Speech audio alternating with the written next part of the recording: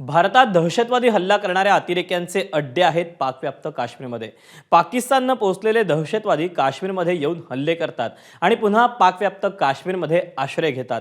भारताचाच अविभाज्य भाग असलेल्या पाकव्याप्त काश्मीरमधून दहशतवादी कारवाया होतात. त्यामुळे यावेळी पाकव्याप्त काश्मीरच तो ताब्यात घ्या अशी मागणी देशवासियांकडून होते. पाकव्याप्त काश्मीरमधल्या या टेरर फॅक्टरीचा हा स्पेशल रिपोर्ट पाहूया.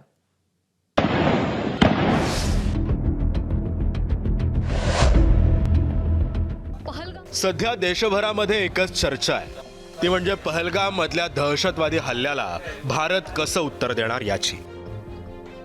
उरी आणि पुलवामातल्या दहशतवादी हल्ल्यानंतर भारतानं सर्जिकल स्ट्राईक आणि एअर स्ट्राईक करून पाकड्यांची भंबेरी उडवली होती. पण त्यानंतरही ताळ्यावर न आलेल्या पाकिस्तानला आता मोठा धडा शिकवण्याची गरज आहे. त्यासाठी पाकव्याप्त काश्मीरमध्येच भारत यावेळी सैनिक घुसवणार का याकडे सगळ्यांचंच लक्ष लागलंय. निसर्गानं सौंदर्याची मुक्त हस्ते उधळण केलेल्या पाकव्याप्त काश्मीर हे अतिरेक्यांसाठी नंदनवन आहे. जैश ए मोहम्मद असो किंवा लष्कर ए तैयबा असो यासारख्या पाकिस्तान पुरस्कृत दहशतवादी संघटना आहेत, त्या ज्या प्रामुख्याने जम्मू काश्मीरमधल्या दहशतवादी हिंसाचारासाठी जबाबदार आहेत, त्यांची मुख्यालय ही प्रामुख्याने पीओके मध्ये पाकव्याप्त काश्मीरमध्ये आहेत. पाकव्याप्त काश्मीरमध्ये अनेक दहशतवादी संघटनांच्या छावण्या देखील आहेत.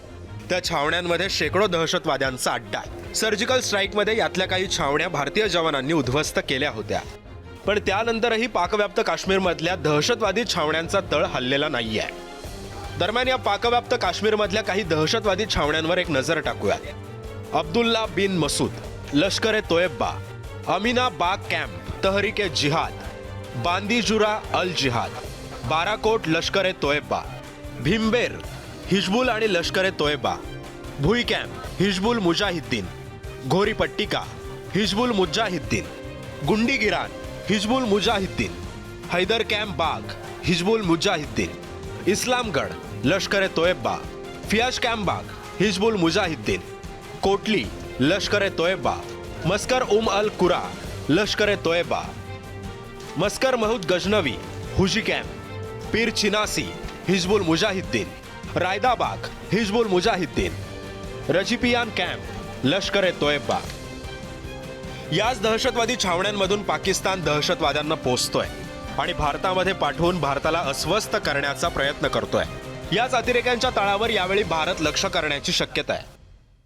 आणि आजच्या घडीला देखील साधारणतः 42 असे प्रशिक्षण स्थळं आहेत की जी भारताच्याही टार्गेटवरती आहेत. त्यामुळे ही शक्यता नाकारता येत नाही की अशी प्रशिक्षण स्थळं भारताकडनं उद्ध्वस्त केले जाऊ शकतात. कारण याच ठिकाणी प्रामुख्याने दहशतवाद्यांना प्रशिक्षण दिलं जातं आणि त्यांना भारतामध्ये पाठवलं जातं. त्यामुळे येत्या काळामध्ये त्यांना टार्गेट केली जाण्याची शक्यता, भारताकडनं टार्गेट केली जाण्याची शक्यता अजिबात नाकारता येत नाही. दहशतवादी पाळमुळं पाकव्याप्त काश्मीरमध्ये ती जर उखडून टाकायची असतील तर त्यांच्या वर्मावर घाव घातल्याशिवाय पर्याय नाहीये. पहलगाम हल्ल्याच्या निमित्तानं पाकव्याप्त काश्मीर परत मिळवण्याची हीच ती योग्य वेळ असल्याचं अनेकांचं मत आहे. पाकव्याप्त काश्मीर हा भारताचा अविभाज्य भाग आहे आणि तो पाकिस्तानकडून परत मिळवण्याचा ठराव भारतानं संसदेमध्ये मंजूर केला आहे. कलम 370 हटवल्यानंतर पाकव्याप्त काश्मीरमध्ये भारतानं विधानसभेच्या 24 जागा आरक्षित ठेवल्यात. नई जो स्कीम बनी है उसमें जम्मू में पहले 37 सीटें थी, 37 सीटें थी. ये भी न्याय का सवाल है. जम्मू में पहले 37 सीटें थी, अब 43 हुई है, 43 हुई है. कश्मीर में पहले 46 थी, अब 47 हुई है. और पाक ऑक्यूपाई कश्मीर की 24 सीटें, क्योंकि वो हमारा है, हमने रिजर्व रखी है मान्यवर 24 सीटों को. बेकायदेशीरपणे पाकिस्तानच्या ताब्यात असणारं पाकव्याप्त काश्मीर म्हणजे पृथ्वीवरचा स्वर्गच आहे. पण भुके कंगाल पाकिस्तान आणि दहशतवाद्यांनी या पाकव्याप्त काश्मीरला नरकात लोटलाय. दारिद्र्यानं पिचलेल्या तिथल्या काश्मीरींची अवस्था आज अतिशय वाईट आहे. पाकिस्तानपासून स्वतंत्र होण्यासाठी वेळोवेळी पाकव्याप्त काश्मीरमधले लोक रस्त्यावर उतरतात.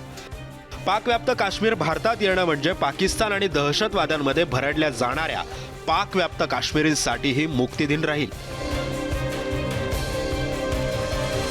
ब्युरो रिपोर्ट, एबीपी माझा. एबीपी माझा, उघडा डोळे बघा नीट.